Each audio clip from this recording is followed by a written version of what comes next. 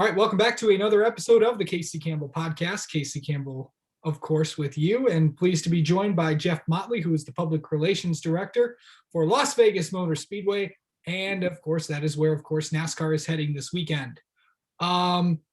Jeff, you had some pretty big announcements today for the races, but before we get into that, just overall, you get to have fans at the event, of course, with of course Governor Sisolak's announcement earlier a few weeks ago. Just kind of talk about what was it like not having fans in the fall and now having them in the spring.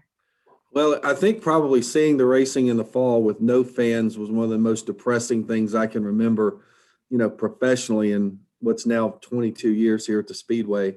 And I think it was probably more disappointing to see a guy who I consider a buddy, Kurt Busch, to win his first ever race in his hometown and have no one there to celebrate with him. So I was at least glad that a small group of us were able to get together after the race that night and meet up and celebrate with them a little bit. So it's going to be so exciting this weekend, though, to see fans back in the stands. We've got a sold out crowd for Sunday, and most likely we're probably going to have a sellout on Friday and Saturday as well, based on the reduced capacity that we're faced with.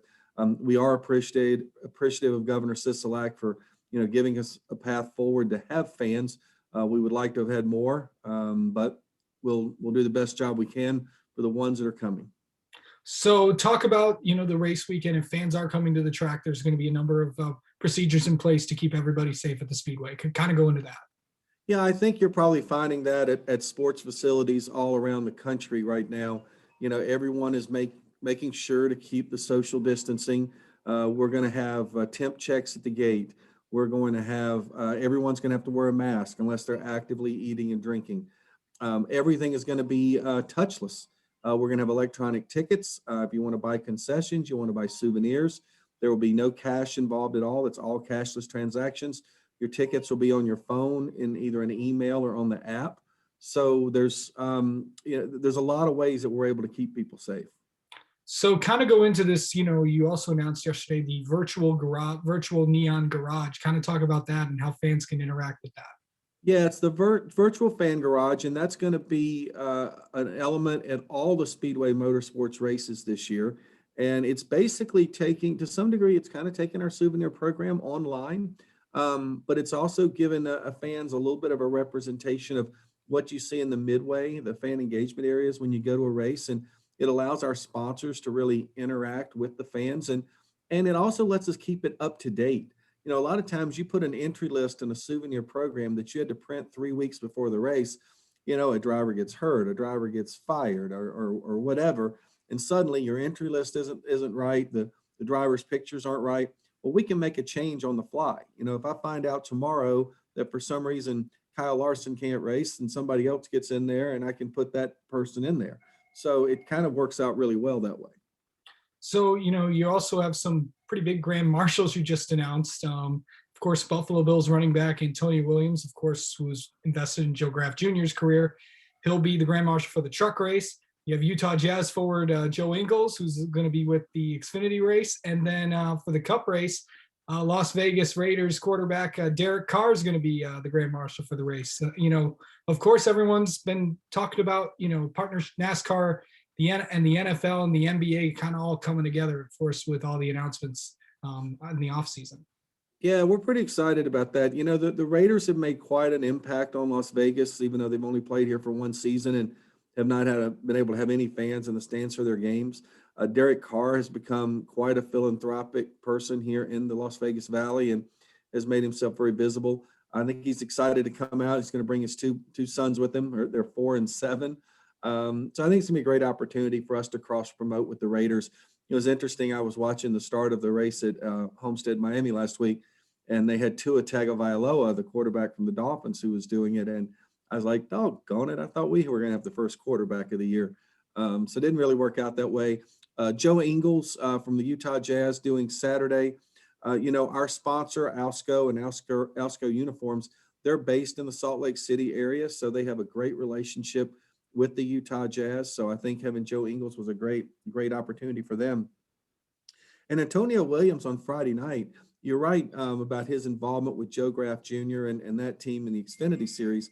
But one of their sponsors is Bucked Up, and Bucked Up is going to be the sponsor of our truck race on Friday night, which sort of just made it a natural.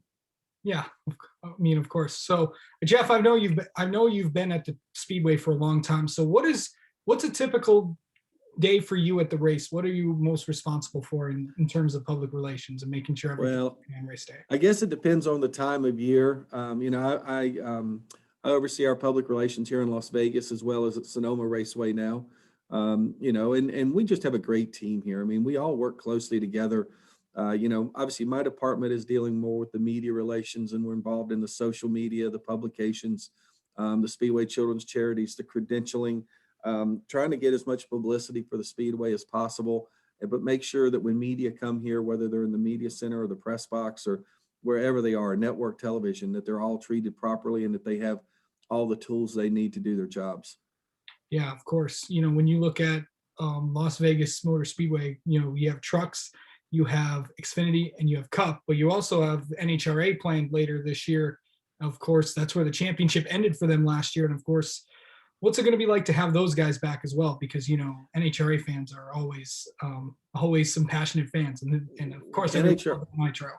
No, NHRA does have passionate fans. They have passionate drivers. In fact, I was sitting at home Sunday afternoon. I had the NASCAR race on, and my cell phone rang, and I looked down, and it was Antron Brown. And Antron called me, and we chatted for about 10 minutes or so, just about the race and what we're going to be able to do. And it's exciting to see those guys come back. I mean, you talked about the fact I've been around here a long time, but guys like John Force, Tony Schumacher, Antron Brown, Ron Capps, Jack Beckman, and Greg Anderson, Jason Line. I mean, a lot of folks that have been around a long time, that we've been able to work with, and they have been great friends to Las Vegas Motor Speedway. And I mean, I could go on and on mentioning like Erica Enders and Robert Height and Leah Pritchett or Pruitt, I guess she's Leah Pruitt now. Yeah. So many, and Doug Coletta. I mean, just so many folks that have always been there to help and do anything that we needed to promote our races. And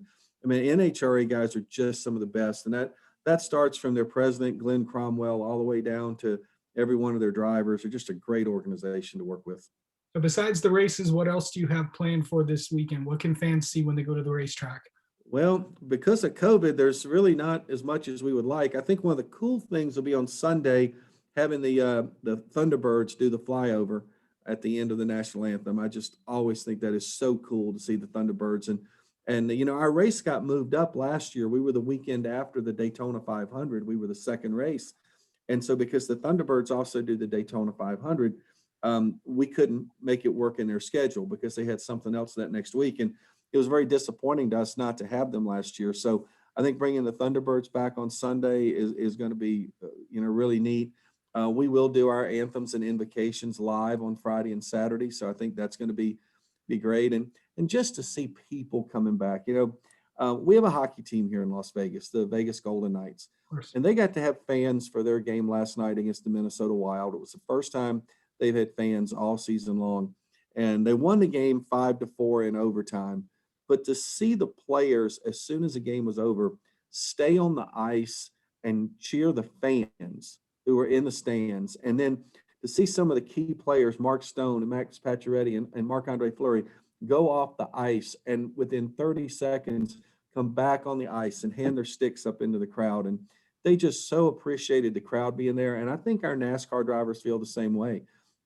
I know Kurt Busch would love to climb out of that car and climb up on the roof of it. And even if it's only 10,000 people sitting in the grandstands and 2,500 more in the suites, I think he would just love to be able to celebrate with those people if he wins. It doesn't matter who wins.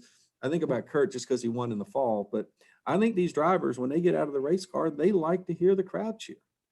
Yeah, of course. It's got a lot of Las Vegas natives in all across three. Of course, Kyle's going to be in the truck race, and of course in the Cup race. You have Noah Gragson, you have Riley Herbst, Kurt Busch, lots of Las Vegas. Of course, GMS racing. Of course, Maury Gallagher. Of course, a lot of the Legion is out in the Las Vegas area, so a lot of ties to this city as well as the track. Yeah, it really is, and we've been very fortunate for a number of years to have Las Vegas area drivers, compete. For years we had Brendan Gaughan, who I do my radio show with every week. Brendan competing, and for several years Spencer Gallagher competing. So we've been able to have a number of drivers come out of Las Vegas and have a certain measure of success. Obviously, Kurt and Kyle's success kind of supersedes what everyone else has done. But we've had a number of drivers compete anywhere from the truck and Xfinity series. But yeah, it's pretty cool to see 4 of them out there and knowing that all 4 of them could win. I mean, Riley's in a good car. Noah should have won last week, and we know Kurt and Kyle can win anytime they get in anything. Yeah. All right. Jeff Motley, thank you so much for spending a few minutes with us. Good luck and enjoy the race weekend this week for the Trucks, Xfinity, and Cup Series. All right, Casey. Thanks for having me.